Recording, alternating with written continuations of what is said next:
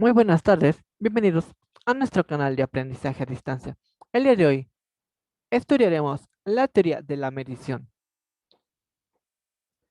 El fin general de toda teoría de la medición es estimar los errores aleatorios de las mediciones, puesto que toda medición, sea en mayor o menor medida, conlleva un cierto tipo de error. En general, medir estímulos físicos como el peso, el sonido y la longitud no suponen ningún problema. Sin embargo, al preguntarnos cómo medir sensaciones, surgen ciertos tipos de conflictos y dudas. Para responder esta respuesta, se han desarrollado diferentes modelos y teorías. Fechner establece que la función que une la estimulación física con las sensaciones psicológicas obedece a una función logarítmica. Por otro lado, Stevens establece que la función que une lo físico con lo psicológico es una función potencial. También se han desarrollado diferentes modelos y métodos como son las escalas de estímulos y el escalamiento de sujetos.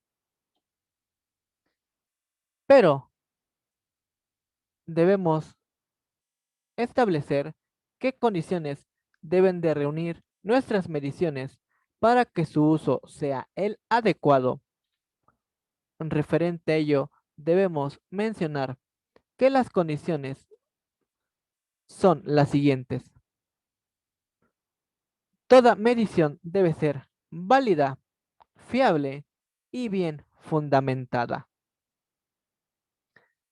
Fiabilidad es el conjunto de métodos y técnicas utilizadas para estimar el grado de precisión con el que se miden las variables. Robert Zondick establece que cuando medimos algo, bien sea en el campo de la física, de la biología o de las ciencias sociales, esa medición contiene una cierta cantidad de error aleatorio. La cantidad de error puede ser grande o pequeña, pero siempre estará presente en cierto grado. Para determinar la cantidad de error y así garantizar la fiabilidad, existen diferentes modelos.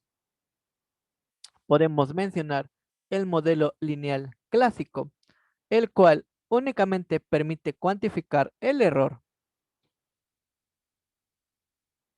También podemos mencionar la teoría de la generalizabilidad propuesta por Crobunch y sus colaboradores, también llamada teoría G, la cual nos permite desglosar el error e identificar su origen. En general, las causas del error aleatorio son tres. Uno, la propia persona a quien se le aplica el estudio. 2. El instrumento de medida utilizado. Y el tercer factor es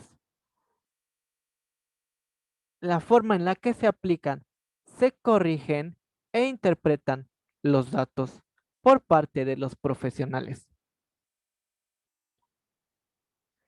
Cuando nosotros hablamos de validez, debemos entender que medir con precisión no es suficiente, ya que surge la pregunta de cómo garantizar que las decisiones e inferencias realizadas en base a nuestras mediciones son correctas.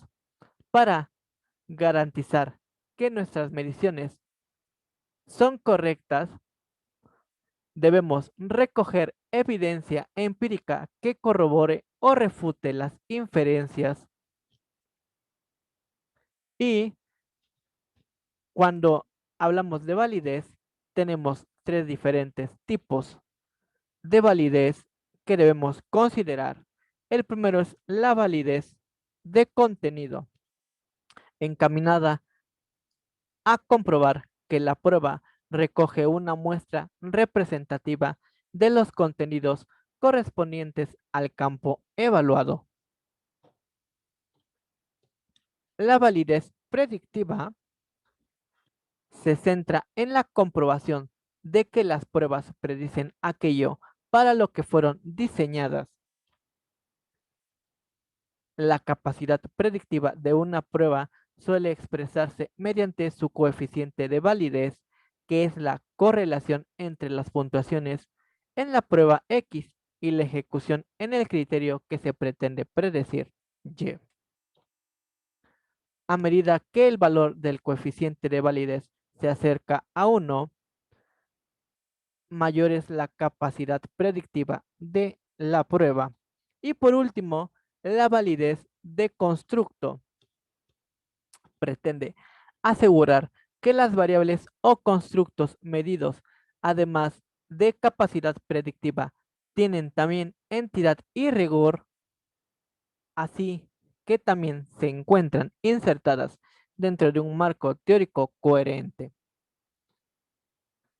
Las formas de recoger evidencia empírica para comprobarlo son en general las utilizadas para comprobar cualquier teoría científica. Y podemos mencionar la matriz multirrasgo multimétodo y el análisis factorial. Bien, regresemos a la idea de la medición. Stevens establece que la medición se entiende como el proceso de asignar numerales a los objetos o eventos con base a ciertas reglas.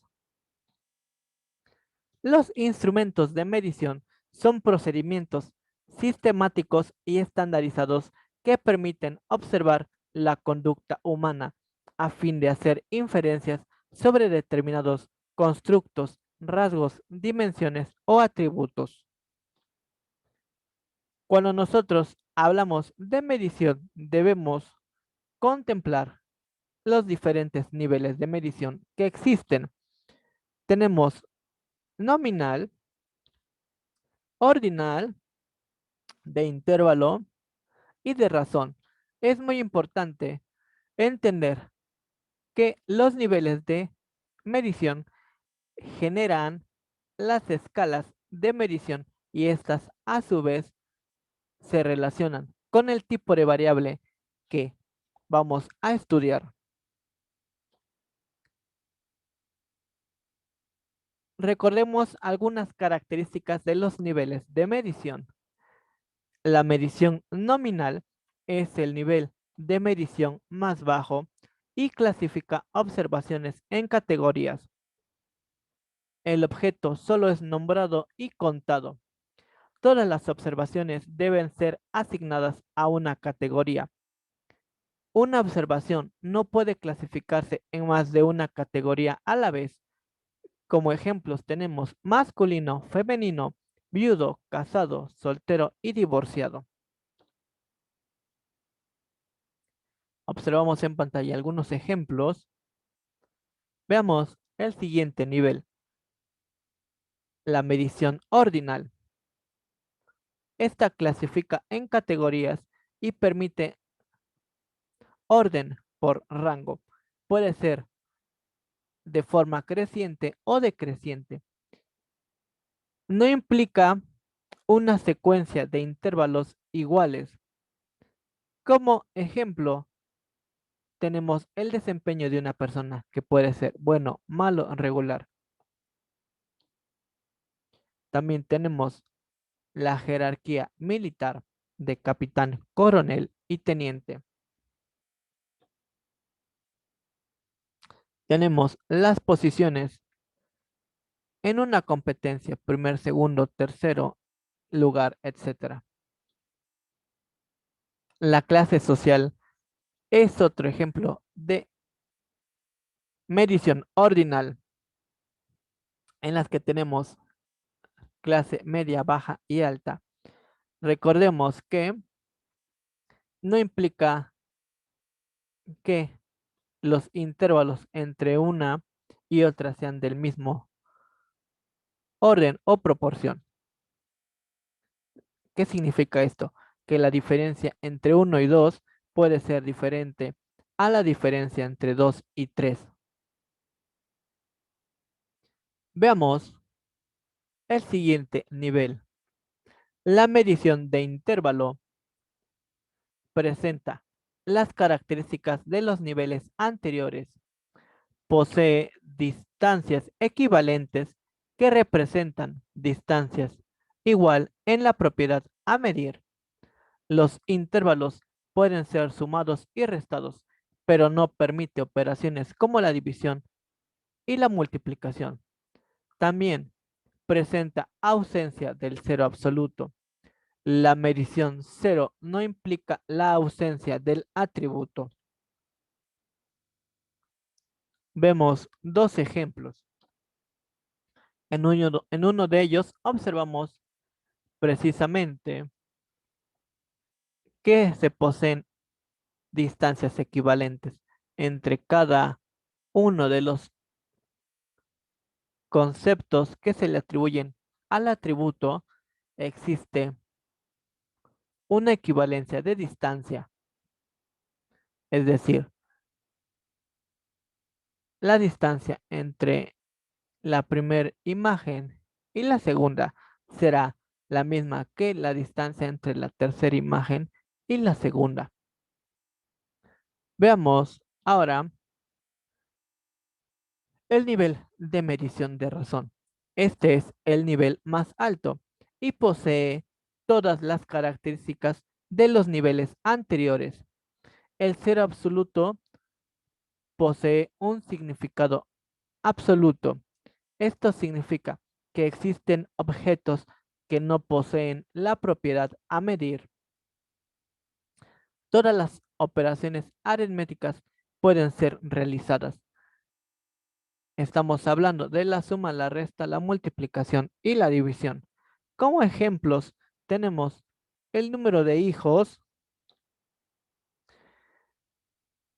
la longitud o dimensión de un objeto y mostramos un cuadro comparativo simple de todos estos niveles de medición. Vemos en pantalla las páginas web que pueden ser consultadas. Con esto terminamos. No olviden darle like y suscribirse al canal.